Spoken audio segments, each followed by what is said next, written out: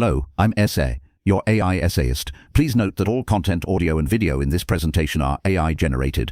As AI can sometimes produce inaccuracies, I encourage you to verify any factual information presented. With that in mind, let's begin. A beam of light, focused to a razor's edge, slices through the cornea and the aqueous humor of a human eye for the ophthalmologist peering through the stereoscopic microscope of the slit lamp. This initial journey is one of crystalline clarity, a passage through perfectly transparent biological media. The light illuminates the fine, pigmented architecture of the iris and the precise curvature of the lens. Then, the beam strikes a boundary. Beyond the lens, the beam enters the vast posterior chamber of the eye, revealing a diffuse, ominous red. Within this crimson fog, darker aggregations of clotted blood drift with the slow, languid movements of a dream, obscuring everything. The hemorrhage completely obscures the red reflex, the optic nerve, and the delicate vasculature that nourishes the light-sensing tissue. For a patient in the late 1960s, this view, a sight of a dense, persistent vitreous hemorrhage, was a definitive verdict. It was the clinical image of blindness. The physician's ability was limited to offering sympathy and managing the underlying condition like diabetes that caused the bleeding, leaving the blood-filled eye itself beyond reach. This profound sense of surgical impotence was encoded in one of the most powerful doctrines of 20th century ophthalmology. The vitreous humor was a forbidden territory. The phrase used was a stark Latin command from centuries of surgical misadventure, noli me tangere, an imperative to avoid contact. This was a principle born from hard-won,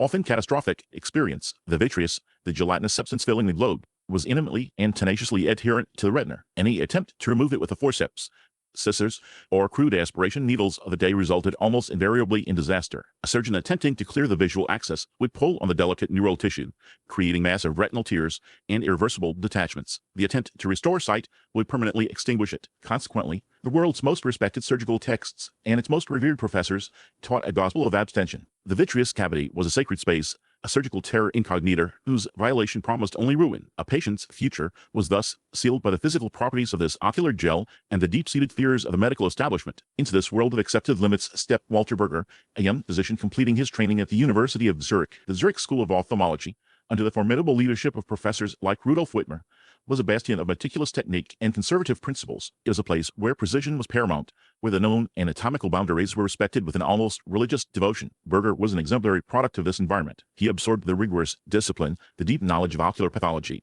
and the cautious surgical ethos of his mentors. He learned, as all his contemporaries did, the reasons behind the noli me tangere doctrine. He understood the biophysical forces at play, the terrifying risk of iatrogenic retinal detachment, and the long history of failed attempts that solidified the surgical prohibition. This impeccably trained ophthalmologist also possessed the complementary intellect of a mechanical engineer, a mind that approached problems through a framework of systems, forces, and material properties. Where the classical surgical mind saw a biological absolute and anatomical finality, the engineer's mind perceives a system's failure. The eye was a sophisticated optical instrument. The vitreous hemorrhage was a contaminant that blocked the light path. Removing this contaminant presented a technical problem awaiting a technical solution. For Berger, the sight of a working man, a mother, or a grandparent losing their independence and their world to a cloud of inert blood inside their own eye was an outcome that demanded a new approach. It represented a failure of imagination and a failure of tools. The prevailing dogma, while rooted in valid historical experience, felt to him like a surrender. The human cost of this surrender, witnessed daily in the clinic, created a profound intellectual dissonance that would come to define his early career. This internal conflict crystallized when he established his own practice in the Swiss city of St. Gallen.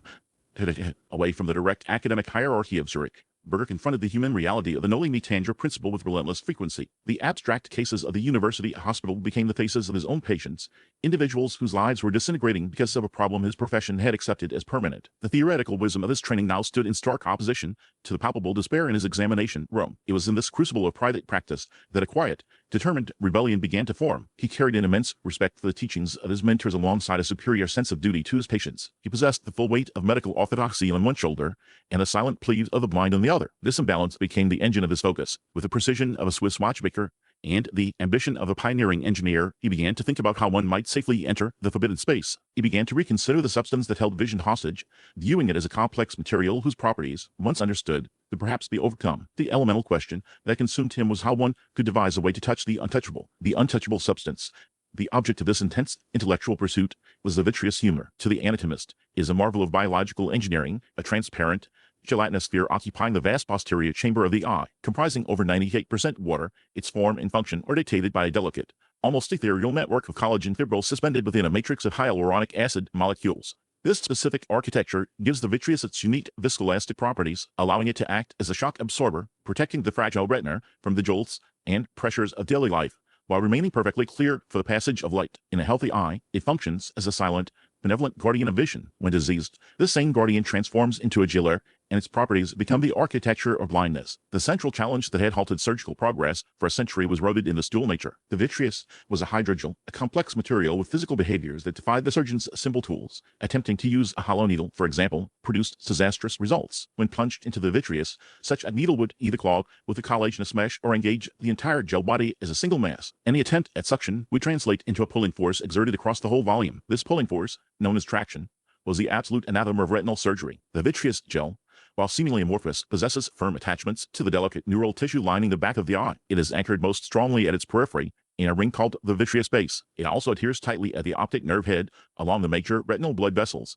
and at the macular, the tiny central area of the retina responsible for our sharpest, most detailed vision. These points of adhesion are the physiological tethers that, under pathological conditions, become the instruments of destruction. Any surgical maneuver that pulled on the vitreous gel would transmit that force directly to these anchor points, ripping the retina from its underlying bed, the choroid. A retinal tear or detachment is a catastrophic event. The photoreceptor cells, the rods and cones that convert light into neural signals, are separated from their vital source of oxygen and nutrients. Delayed reattachment causes these cells to undergo apoptosis, a programmed cell death, and perish forever. The resulting blindness is permanent. This is the checkmate that the vitreous held over ophthalmology. To enter its space was to risk pulling on it. To pull on it was to guarantee the very outcome one sought to prevent. The clinical imperative to solve this puzzle grew more urgent with the rising prevalence of the devastating systemic disease diabetes mellitus. In the mid-20th century, with the advent of insulin, patients with diabetes were living longer lives. The longer lifespans afforded by this medical triumph also brought forth a host of long-term complications, with diabetic retinopathy chief among them. In its most advanced stage,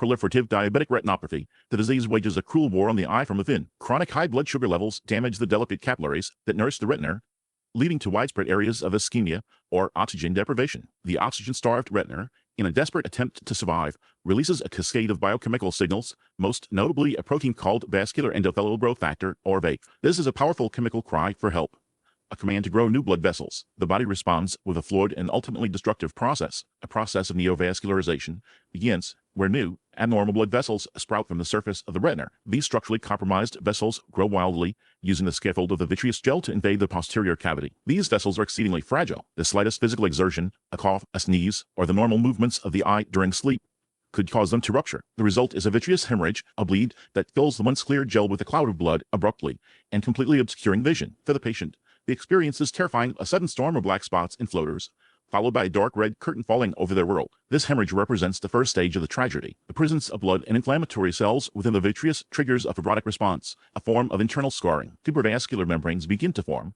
weaving a tough, contractile web of scar tissue along the pathways of the abnormal vessels. This tissue, anchored to both the vitreous gel and the retinal surface, matures and tightens over weeks and months. The relentless, microscopic contraction of these fibrous bands exerts a powerful, unceasing traction on the retina. Eventually, the retina is pulled away from the back of the eye, producing a tractional retinal detachment. This condition represented the final, blinding endpoint of the disease, a state for which surgeons lacked a solution. They were limited to observing as the internal architecture of the eye tore itself apart. This unsolvable state arose from multiple pathways, with diabetic retinopathy being the most frequent. Severe ocular trauma could fill the eye with blood and initiate a similar process of scarring and traction. Certain complex retinal detachments, caused by large or giant retinal tears, also presented an intractable problem. In these cases, the liquefied portion of the vitreous gel could pass through the tear flowing behind the retina and physically holding it away from the eye wall, precluding any attempt at surgical repair. In every scenario, the vitreous humor was the central antagonist. Its gel-like structure made its removal exceptionally difficult. Its adhesion to the retina rendered any manipulation a catastrophic risk, and its role as a scaffold for scar tissue made it an active participant in the pathology. The problem confronting the field was one of profound mechanical and material complexity. It demanded a solution that could simultaneously operate on a microscopic scale, respect the laws of fluid dynamics within a closed sphere, and, above all, neutralize the destructive force of traction. The challenge demanded a conceptual leap from the scalpel and the needle to the principles of pure mechanics. The intellectual impasse confronting ophthalmology demanded a radical departure from established surgical logic. The vitreous humor, the gelatinous body filling the eye, remained an unconquerable territory. The essential task of its removal, when attempted with conventional needles and blades, consistently courted disaster, pulling on the delicate retinal tissue and causing the very traction surgeons sought to relieve. The challenge was one of fundamental physics within a living, pressurized sphere. A viable solution needed to operate with microscopic precision, respect fluid dynamics, and simultaneously remove material while preserving structural integrity. It required an engineer's mind fused with a surgeon's touch. Within this context, a profound clinical need Berger Walter conceived of his foundational breakthrough. He understood that retinal traction and ocular hypotomy, the dangerous drop in pressure leading to globe collapse,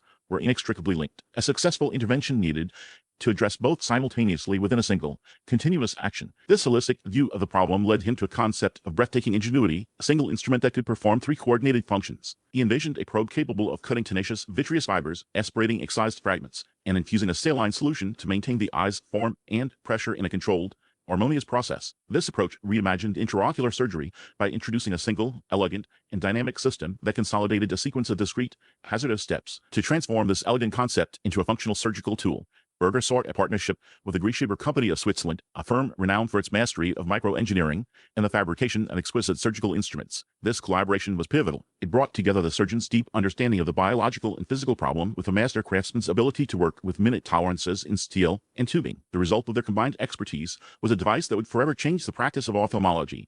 The Vitreous Infusion Suction Cutter, or VISC. It was a marvel of mechanical design, a testament to the achievement possible when clinical vision is paired with precision engineering. The genius of the VISC lay in its mechanism. The instrument's tip, a slender tube with an outer diameter of approximately 1.5 millimeters, was designed for entry into the eye through a small, self-sealing incision. Inside this outer tube was a second, concentric tube that acted as a high-speed guillotine. This inner tube, with a port near its end, would reciprocate, rapidly opening and closing against the port of the outer tube. This action would draw a small amount of vitreous gel into the port and then, with a clean shearing motion, excise it. The key to preventing traction was the speed and confinement of this cut. The vitreous was severed into a tiny, manageable parcel before any significant pulling force could be transmitted to its retinal attachments. Simultaneously, a carefully calibrated suction system connected to the inner tube would immediately aspirate the severed parcel of vitreous away from the surgical field and out of the eye. This immediate removal was a critical element, preventing floating strands of cut vitreous from entangling instruments or obscuring the surgeon's view. The third, and perhaps most revolutionary, component was the infusion system. A sleeve around the main body of the cutting instrument, or a separate infusion cannula,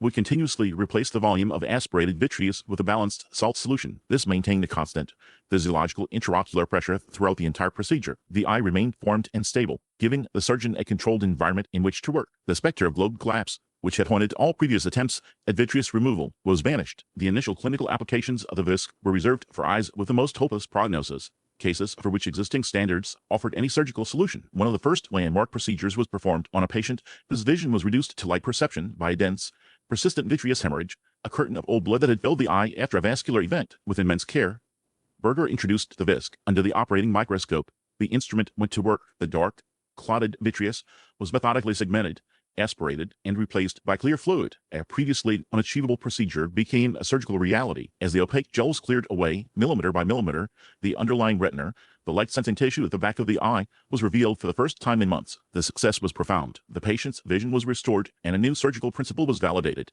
The VISC demonstrated that the vitreous cavity was accessible. Its contents could be safely and systematically removed. This triumph was repeated in other desperate cases, including eyes with complex detachments with a vitreous scaffolded impenetrable scar tissue. The ability to sever these fibrous bands under direct visualization while preserving ocular integrity established a novel therapeutic pathway. These early surgeries were exercises in courage and precision, proving that Berger's mechanical solution worked in the complex biological system of the human eye. The success of this pioneering instrument established a new principle of intraocular surgery. The instrument's mechanical intricacy and its reliance on the extraordinary dexterity of its inventor simultaneously pointed toward a future demanding refinement, standardization, and the creation of a system that could carry this revolution from a single operating theater to the wider world. The validation of the surgical principle was a profound moment, a victory for the concept itself. The Vitreous Infusion Suction Cutter, the VISC, had proven its worth within the fragile confines of the human eye, demonstrating that the vitreous humor could be systematically excised. This triumph of the prototype simultaneously carried with it an implicit and formidable challenge. The VISC was a bespoke creation,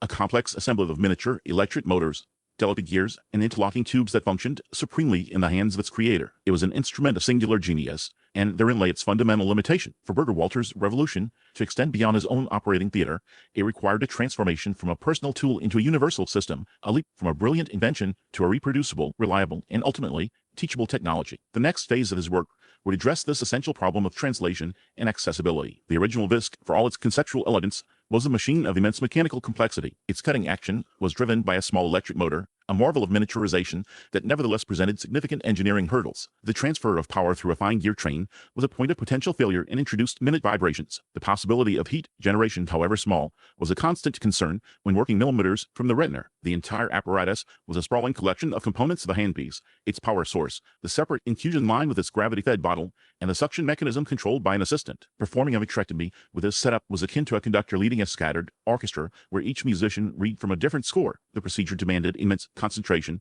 from the surgeon to mentally integrate these disparate functions, a cognitive burden that left little room for error and made the technique profoundly difficult to transfer to others. The success of the VISC established the procedure's viability. The subsequent challenge was perfecting its implementation. This perfection arrived with the development of the Ocutome system, an endeavor that represented a complete philosophical and engineering reimagining of the original device. The core innovation, the very heart of this new system, was the pneumatic drive that replaced the electric motor. By using compressed air to actuate the cutter, Berger achieved a cascade of improvements. A pneumatic system offered a far more elegant and direct method of generating the rapid, guillotine-like action of the cutting port. It eliminated the gear train entirely, reducing the number of moving parts and thereby increasing the instrument's reliability. The handpiece became lighter and better balanced, with improved thermal safety. This shift to pneumatics unlocked a further crucial refinement: variable cutting speed. The Ocutome introduced dynamism into the procedure by allowing the surgeon to modulate the flow of compressed air with a foot pedal, creating variable cutting speeds. The surgeon could thereby tailor the instrument's behavior to the specific tissue being addressed. For removing a dense central vitreous, a high cutting speed, reaching hundreds of cycles per second, was optimal. This high frequency minimized traction, effectively liquefying the vitreous gel at the cutter port before it could pull on distant retinal attachments. It was the surgical equivalent of a chef's knife, so sharp it parts ingredients while leaving their neighbors undisturbed. When working close to a detached and mobile retina, or teasing away a fine strand of scar tissue, the surgeon could decrease the cutting rate, allowing for more deliberate, controlled purchase on the membrane with each cycle. This ability to vary the speed established the instrument as a nuanced dissection tool, granting the surgeon a level of tactile feedback and responsive control that was previously unimaginable. Concurrent with the revolution in the cutting mechanism was an equally sophisticated evolution in the system's fluidics, the precarious balance of infusion and aspiration, of maintaining the architectural stability of the eye while simultaneously removing its contents, was elevated to a precise science. The Ocutome integrated these functions into a closed, self-regulating loop. Pressurized systems replaced gravity-fed infusion in the VISC, enabling surgeons to precisely set and maintain intraocular pressure. Linear control linked to the foot pedal refined suction, providing surgeons with smooth, continuous aspiration force adjustment. This controlled fluidics, a significant safety advance, maintained eye shape and stability during complex procedures, preventing pressure fluctuations that could cause choroidal hemorrhage or globe collapse. Integrating all subsystems into a single surgical console completed this technological development. This unified console, the central nervous system of the operation, housed the cutter's pneumatic source, fluidics pumps, and pressure sensors, and intraocular illumination power. All functions, controlled by the surgeon via a foot pedal and control panel, were channeled through the central unit. Operating room assistants, previously managing suction syringes and infusion bottle height, now monitor the console. This integration streamlined the surgical workflow, reducing complexity and error. The Ocutome system's development was a pivotal moment in vitreoretinal surgery, transforming vitrectomy from a high-risk experimental technique into a standardized, safe surgical science. Berger Walter's initial insight involved accessing the vitreous cavity. His subsequent contribution, equally important, was creating a clear path for others to follow. The Ocutome was a complete surgical platform, a system designed for reproducibility and teaching, a robust, reliable tool. It provided the surgical community access to a previously unreachable expanse of posterior segment pathology. The focus shifted from the feasibility of vitreous entry to conquering previously incurable diseases. The Ocutome system was a pivotal moment in vitreoretinal surgery, transforming vitrectomy from a high-risk experimental procedure into a standardized, controllable, and safe surgical science. Berger Walter's insight extended beyond initial vitreous cavity access. He also created a readily accessible path for others. The Ocutome was a complete surgical platform, a system designed for reproducibility and teaching, a robust, reliable tool. It provided the surgical community access to a previously unreachable expanse of posterior segment pathology. The focus shifted from the feasibility of vitreous entry to conquering previously incurable diseases. This surgical advance immediately confronted proliferative vitreoretinopathy, or PVR, a condition where the body's healing mechanisms malfunction. Following retinal detachment, cells from the retinal pigment epithelium and glial tissue migrate onto retinal surfaces and into the vitreous cavity. There, they proliferate, forming contractile membranes resembling scar tissue on the eye's delicate neural structure. These membranes shrink, pulling and puckering the retina into complex folds. A surgeon might successfully reattach the retina, only to observe PVR's destructive recurrence. Surgical failure stemmed largely from a recurring problem, leaving many eyes unusable. Berger's approach showcased surgical precision and skill. He identified fibrotic membranes as the primary issue. Vitrectomy, using the Ocutome, prepared the surgical site by removing the central vitreous gel. He then used micro-instruments, picks, forceps, and scissors to carefully work with the membranes. This differed significantly from previous methods. He viewed the procedure as a precise separation. The aim was to remove these membranes from the retina without harming the underlying tissue. He would locate an edge, carefully lift it, and patiently separate the adhesions, removing the membrane in one piece whenever feasible. This microscopic work demanded patience and a deep understanding of tissue layers. He restored the anatomy, freeing the retina so it could return to its natural position. This membrane peeling method became fundamental to complex retinal detachment repair, a key principle today. Success with proliferative vitreoretinopathy using this method led to addressing other vision-impairing conditions. One significant challenge was the idiopathic macular hole, a complete break in the retina center, the fovea. This small opening, often under half a millimeter across, caused a central scotoma, a blind spot preventing reading, facial recognition, or any task needing sharp vision. For decades, its cause was debated, and its treatment was deemed impossible. Berger, applying the same analytical rigor, theorized that persistent traction from the vitreous gel at its point of attachment to the macula was a primary cause. He reasoned that the posterior vitreous cortex, a fine layer of the vitreous gel, pulled tangentially on the foveal tissue, eventually causing a tear. The resulting surgical solution was elegant and audacious. Berger proposed a vitrectomy to remove most of the vitreous gel and to induce a posterior vitreous detachment. This involved using a soft-tipped cannula or the vitrectomy probe to carefully separate the posterior hyaloid membrane from the retinal surface, particularly around the optic nerve and macula. By releasing this traction, he eliminated the force creating and sustaining the hole. He then introduced the concept of an intraocular gas tamponade, filling the vitreous cavity with a long-acting gas bubble. The patient would maintain a face-down position for several days, allowing the bubble's surface tension to press the macular hole edges together, acting as a temporary bandage during tissue healing. This combination of traction relief and temporary scaffolding proved remarkably effective. He transformed a hopeless condition into a surgically correctable one, offering sight restoration to thousands. The Ocutome's capabilities also offered a dramatic new solution for one of ophthalmology's most feared emergencies, endophthalmitis. An infection inside the eye is a biological catastrophe. The eye is an enclosed, immune-privileged space, and a bacterial or fungal invasion triggers a violent inflammatory response that rapidly destroys the delicate intraocular structures. The vitreous cavity becomes a purulent abscess, and without intervention, the result is swift, painful, permanent blindness, often leading to complete loss of the eye. Before Berger, treatment involved injecting antibiotics into the vitreous, a method with limited success because the dense, abscess-like material hindered drug diffusion. Berger's approach was transformative. He used the Ocutome to change the eye from a sealed, infected space into a system amenable to active cleansing. His procedure included a vitreous biopsy, aspirating a small infected vitreous sample for microbiological culture to identify the infecting organism and its antibiotic sensitivities. This was followed by near-total vitrectomy, a surgical procedure that physically removed most of the infectious organisms, inflammatory cells, and vision-obscuring debris.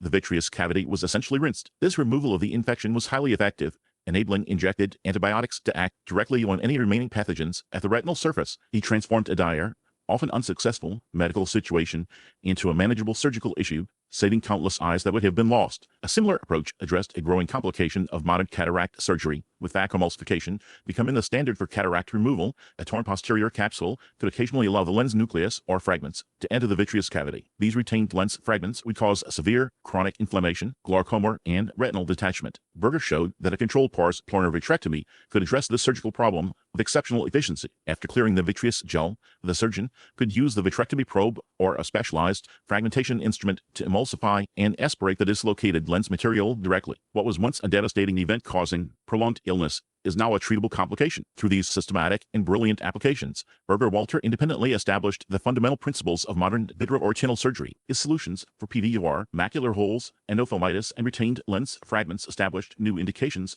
for vitrectomy. His work established a comprehensive surgical doctrine built on the principles of clearing the vitreous media, relieving tractional forces, and removing pathological tissues. He had created a powerful and versatile methodology. The immense clinical success of these procedures created a new imperative to transfer, codify, and disseminate the required knowledge and skill, ensuring the techniques would flourish beyond his own operating theater. The creation of a revolutionary surgical methodology presented the equally profound challenge of its transmission. A technique capable of rescuing vision from previously hopeless conditions possessed limited value, while it remained the exclusive domain of its inventor.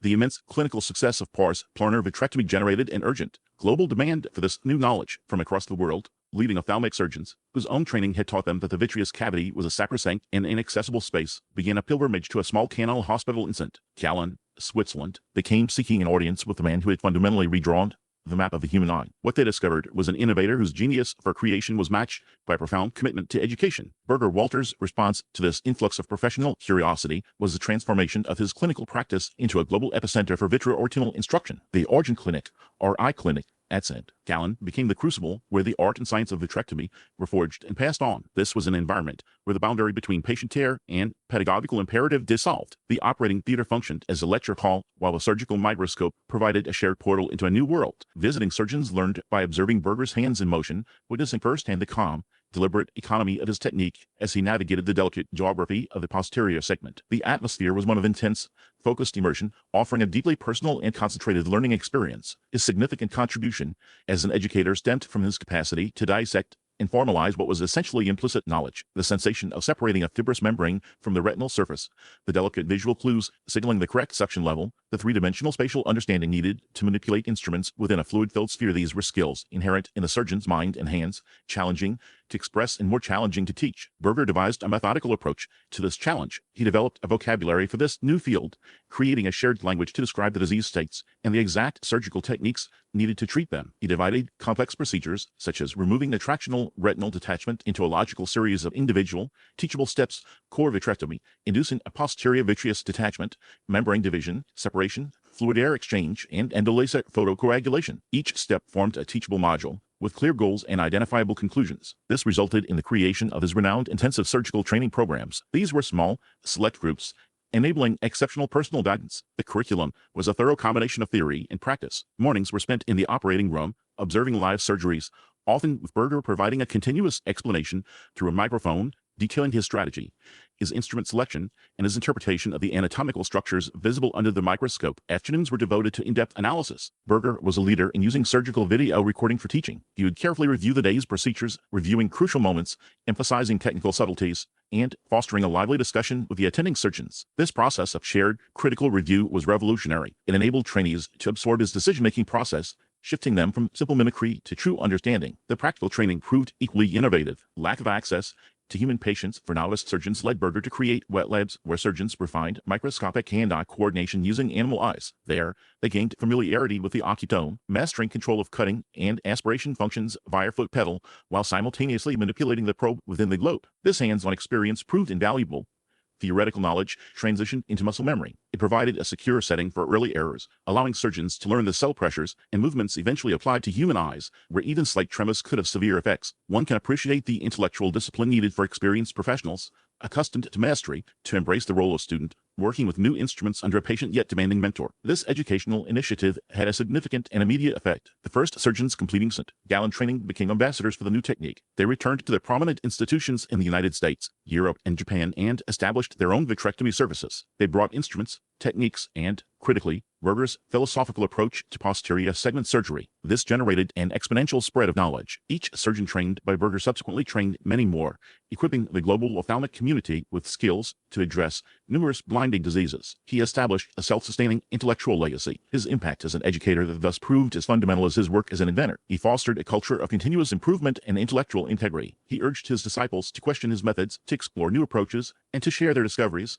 regardless of whether they supported or challenged his own. He recognized that vitrectomy's progress required a collaborative effort, a field welcoming discussion and improvement. By opening his operating room and his mind, Berger Walter ensured his creation's longevity beyond his career. He transformed a personal surgical skill into a robust and transferable scientific discipline, securing its status as a vital component of modern ophthalmology. The discipline he established immediately started its own development, its path guided by the principles of precise engineering and minimal trauma he had set. The global surgical community, using his techniques and motivated by his ideals, began a collective pursuit of improvement. This ongoing innovation, a direct intellectual legacy from Berger, has resulted in today's advanced microincisional, high-speed vitrectomy. This modern practice is a direct result of his original work, representing the complete realization of his early contributions. The evolution is clearly shown in the continuous effort toward miniaturization, a central aspect of Berger's philosophy of minimizing disruption to the eye's delicate structure. The 20-gauge instruments of the original system, remarkable engineering achievements for their time, have been replaced by 23, then 25, and finally 27-gauge platforms. Each subsequent generation created wounds so small they sealed themselves, eliminating the need for stitches. This advancement has significant benefits for the patient. The surgical impact is smaller,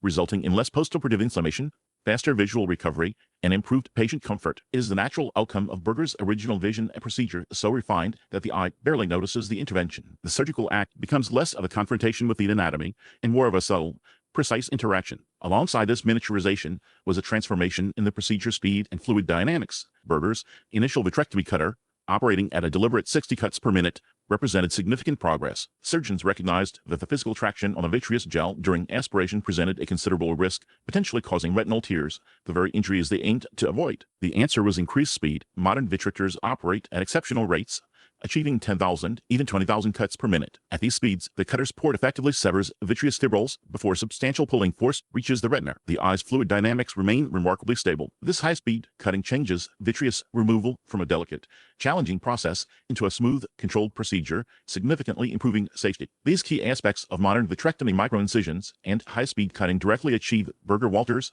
original objectives. They fully realize his aim for maximum therapeutic benefit with minimal unintended harm. His main contribution, therefore, lies in fundamentally changing surgical possibilities. He transformed the posterior segment of the eye from an area where pathology was observed but rarely treated into a space for active therapeutic intervention. Before his work, a blood clot from a diabetic hemorrhage or a detached retina meant vision loss for the patient. This was considered an unavoidable outcome. Berger's invention opened this previously inaccessible area. The vitrectomy machine, with its coordinated infusion, cutting, and aspiration, allowed surgeons to access, observe, manipulate, and heal within this previously untouched space. He furnished the instruments and linguistic framework for a novel surgical vocabulary. His system enabled surgeons to carefully separate fibrous membranes from the macula's delicate surface, eliminate blood obscuring the retina, alleviate traction causing retinal detachment, and precisely administer therapeutic agents. He rendered the eye's interior comprehensible and approachable. Conditions previously signifying inevitable blindness became, through his efforts, surgical targets. This marks a profound medical transformation, a redefinition of possibilities. The psychological effect on physicians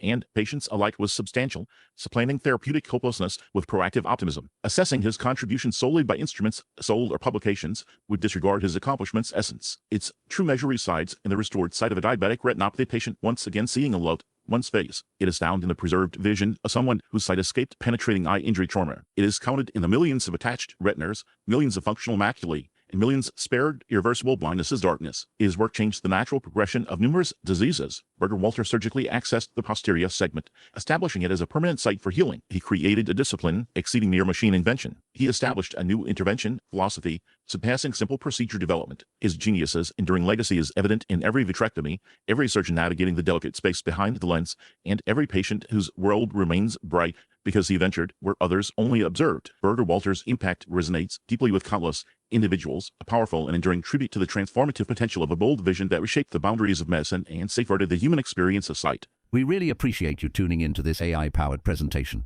Our goal is to push the boundaries of AI in content creation, and your input is invaluable. If there's a particular subject you'd like to see us tackle next, or if you have suggestions on how we could fine-tune our AI's creative prompts, please don't hesitate to leave your ideas in the comments section. We're excited to bring you more unique content very soon.